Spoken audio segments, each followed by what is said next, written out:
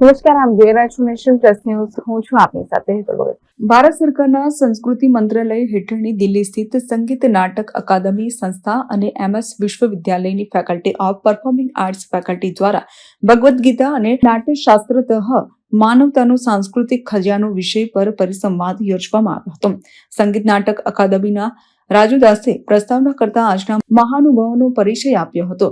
कला संवाद एक संगीत नाटक अकेडमी की एक सीरीज है जो श्रृंखला है, तो जिसमें नाट्य शास्त्र और भगवद गीता के ऊपर वक्ताओं को बुलाते हैं और उनके द्वारा वक्तृता रखा जाता है. और खास करके हम इसको यूनिवर्सिटी और कॉलेज के लेवल में ही करते हैं ताकि यूथ जो हमारे जनरेशन है, जो भावी कलाकार हैं, उन लोगों के लिए बहुत ये काम का चीज है. क्योंकि हमने एक किताब पढ़ना और आमने सामने किसी वक्ताओं से, किसी पंडितों से बातें सुनना बहुत अहमियत पड़ता है उसकी. तो ये हमारा एक विचार था कि इस कला संवाद को हम करें और ये हमारे 7वीं एडिशन था बड़ौदा यूनिवर्सिटी में.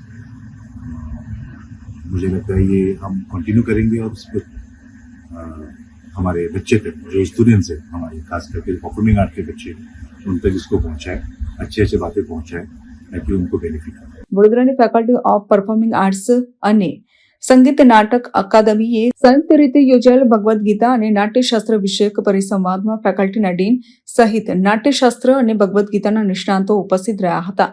મુંબઈના શ્રી હરિ ગોકર્ણકરે ભરત મુનિનો નાટ્યશાસ્ત્ર અને છંદશાસ્ત્રનો તુલનાત્મક છનાવટ કરી હતી, જ્યારે ડોક્ટર મહેશ ચંપકલાલે નાટક કર્મ અને પરિણામ કર્મ વિશે વક્તવ્ય આપ્યું હતું, જ્યારે તુષાર વ્યાસે કૃષ્ણ અર્જુન સંવાદમાં નાટ્ય વિશે ચર્ચા કરી હતી. આ રીતે નાટ્ય અને નૃત્યના વિદ્યાર્થીઓને મહત્વની જાણકારી આપી હતી. કરવાની છે એ ભગવદ્ ગીતા અને નાટ્યશાસ્ત્ર, આ બંનેમાં કયા પ્રકારની સમાનતા છે, એટલે મેં વિષય પસંદ કર્યો છે. એક બાજુ નાટ્યકર્મ છે અને બીજી બાજુ ગીતામાં જેનો ઉપદેશ આપવામાં આવ્યો છે તે નિષ્કામ કર્મ છે. એટલે આપણે કર્મ કરવું જોઈએ, પરિણામ ઉપર આપણો કોઈ અધિકાર નથી. તો નાટકમાં પણ નટે કેવળ પોતાના પાત્ર ઉપર ધ્યાન કેન્દ્રિત કરવું જોઈએ અને એ પાત્રની ભજવણી પછી કયા પ્રકારની સિદ્ધિ પ્રાપ્ત થશે, કયા પ્રકારની સફળતા પ્રાપ્ત થશે, એના ઉપર નટનો, નાટ્યકારનો, દિગ્દર્શકનો કોઈ અધિકાર નથી.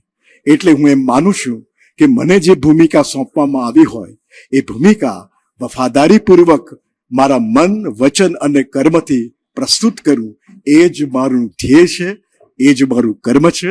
એનું પરિણામ ગમે તે હોઈ શકે. Bureau nation plus news Vadodara. સમાચારોના સતત અપડેટ મેળવવા માટે અમારી નેશન પ્લસ ન્યૂઝની યુટ્યુબ ચેનલને સબસ્ક્રાઇબ કરો, બેલ આઇકન દબાવો અને જોડાયેલા રહો ફેસબુક, ઇન્સ્ટાગ્રામ અને ટ્વિટર પર.